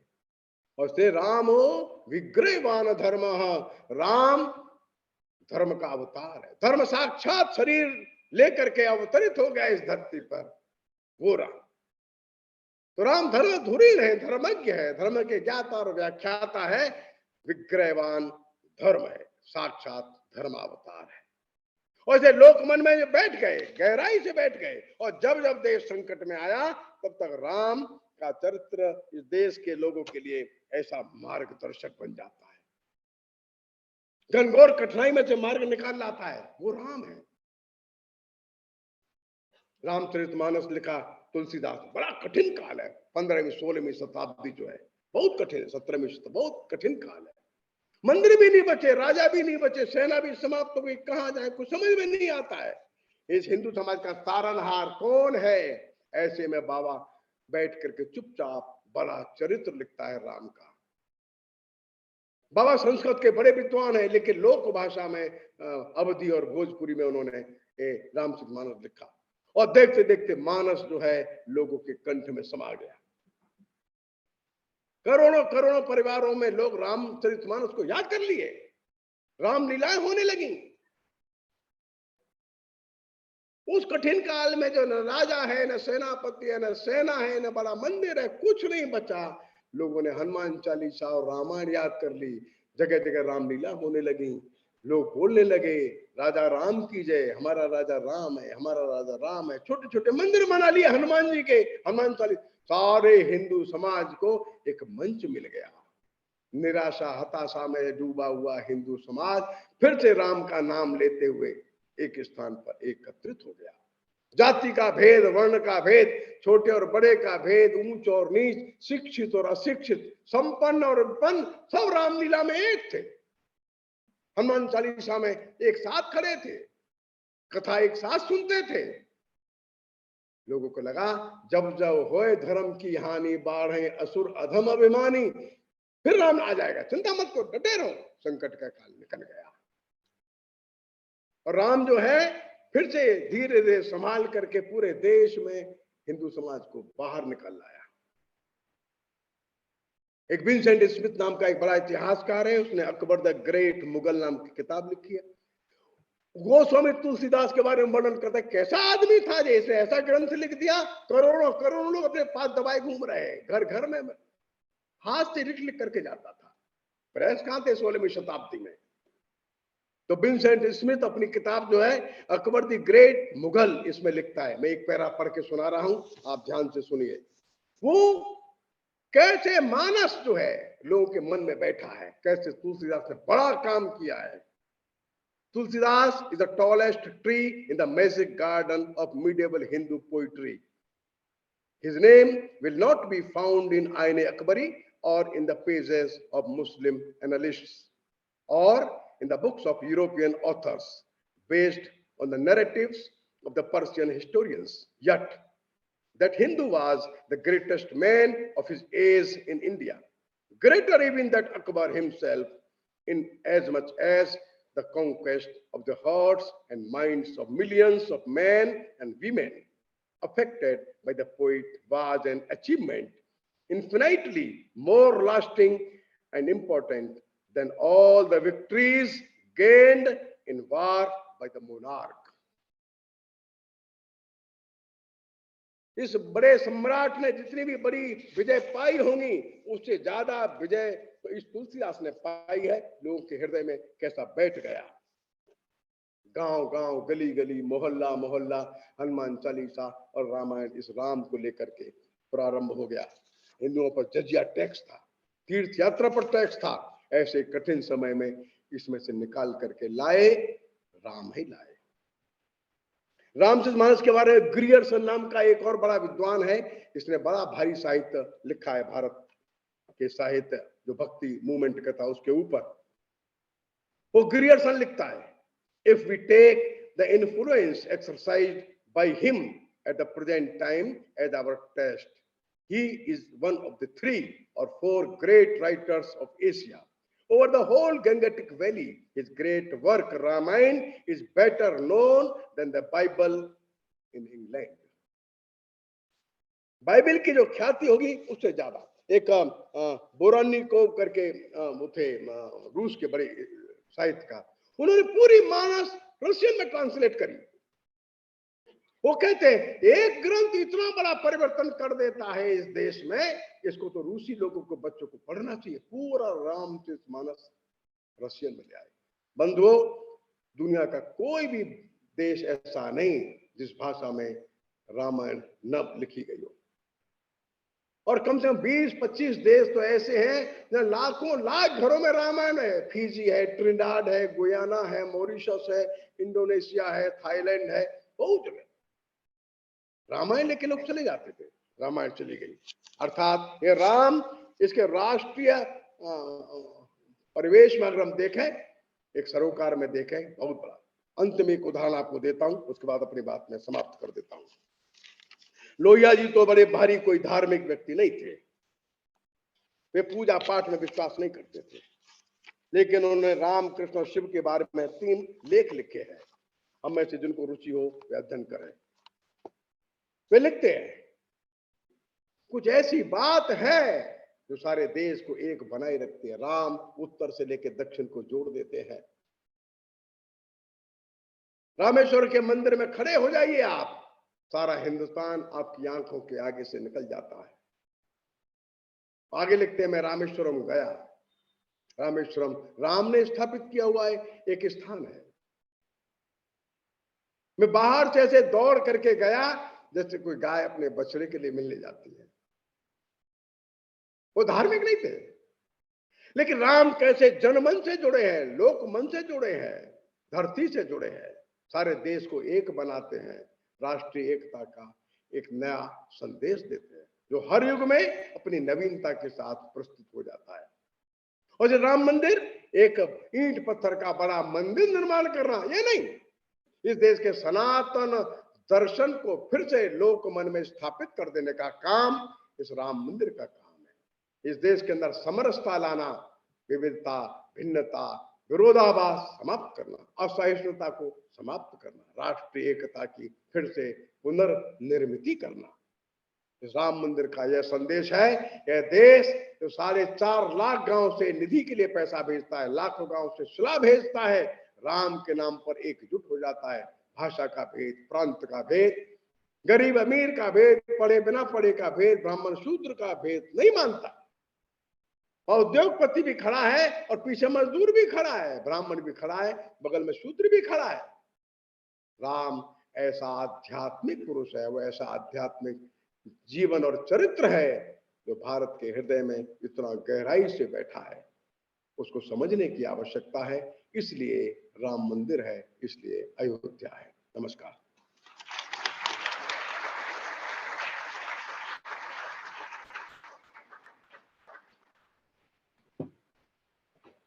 निशब्द कर देने वाले इस उद्बोधन के बाद स्पेल बाउंड जिसको हम कहते हैं, बहुत बहुत आभार। राम का महत्व, राम जन्मभूमि का, अयोध्या का, राम के चरित्र का, उस पात्र का, उसका अनुसरण करने का जो आपने हमें इतना ज्ञान दिया है। जैसे मैंने शुरू में ही कहा कि आपके अध्ययन और ज्ञान गंगा का जो हम ये लाभ ले पाते हैं, आपका बहुत बहुत आभार, बहुत बहुत धन्यवाद। अब मैं अंत में एक छोटी सी अनाउंसमेंट है, गाड़ी है 2285, वो किसी कारण से वो लोग अथॉरिटीज यहाँ के लोग चाहते हैं कि उसको हटा दिया जाए, शायद कोई चीज टकरा गई है या कुछ है। 2285 अगर किसी की हो तो प्लीज देख लें। अब मैं श्री रवि बंसल जी को एक औपचारिक धन्यवाद के लिए आमंत्रित करती हूँ, और उसके बाद बाहर जलपान का आयोजन है और फिर हम दूसरे सत्र के लिए फिर से यहाँ पे एकत्रित होंगे। आप लोग का धन्यवाद। सत्र का समय 12 बजे है, हम 12:15 तक आ जाएं तो अच्छा होगा, क्योंकि आगे समय फिर भोजन का भी देर नहीं होगी। समय अदरवाइज 12 रहा है, आप 12:15 तक आने का प्रयास करेंगे। अब धन्यवाद। मंच पर आसीन सभी आदरणीय महापुरुषों को मेरा प्रणाम, और मेरे सामने जो बैठे हैं विद्वत लोग, और वो भी कम किसी चीज़ में नहीं है, उन सबको भी मैं नमस्कार करता हूँ। अभी डॉक्टर कृष्ण गोपाल जी का उद्बोधन हमने सुना, मंत्रमुग्ध जैसे होता है उस तरह से था, और कितने ही उदाहरण उन्होंने हमारे सामने रखे हैं। समाज जीवन और पारिवारिक जीवन को हम राम में बनाकर अगर करते हैं तो निश्चित रूप से हम सफलता की ओर अग्रसर होंगे। ये उन्होंने एक छोटा सा प्रतिपादन भी किया है। तो मैं उनका, अपने इतना व्यस्त उनका जीवन है कि कभी उनके पास हम बैठेंगे बात करते हैं तो लगता है कि पता नहीं समय निकालते कैसे हैं, परंतु उसमें से संकल्प के लिए उनका बड़ा स्नेह है कि जब भी हम लोग बोलते हैं कि भाई साहब आप थोड़ा आइए, और हमारे को सब लोग, हमारे संकल्प से जुड़े हुए सब साथियों का एक मार्गदर्शन सा हो जाता है, तो जरूर इसमें से हर समय निकालते हैं और हमारा मार्गदर्शन करते हैं। आज के इस कार्यक्रम में वो आए, मैं उनका हृदय से धन्यवाद करता हूँ, और उम्मीद करता हूँ कि आगे भी हमारा इसी तरह से मार्गदर्शन और सहयोग करते रहेंगे। उनका बहुत बहुत धन्यवाद। इसी प्रकार श्री ओपी गुप्ता जी वरिष्ठ प्रशासनिक अधिकारी हैं, विदेश सेवा में रहे, कई जगह राज्यपाल वो राजदूत भी रहे, और वही बहुत समय से संकल्प के साथ बिल्कुल एक पारिवारिक सदस्य के रूप में हमारे साथ जुड़े हैं। उनका भी हृदय से धन्यवाद। प्रसन्न कुमार जी हैं, मान्य संतोष कनिदा जी हैं, इनका भी बहुत बहुत आभार। और आप सब लोग यहाँ आए अपने व्यस्त समय में से समय निकाल कर जीवन में से, तो आप सब लोगों का भी बहुत बहुत आभार और धन्यवाद। आप चाय के लिए चल सकते हैं और उसके बाद दूसरे सत्र के लिए यहाँ पर आएंगे। धन्यवाद।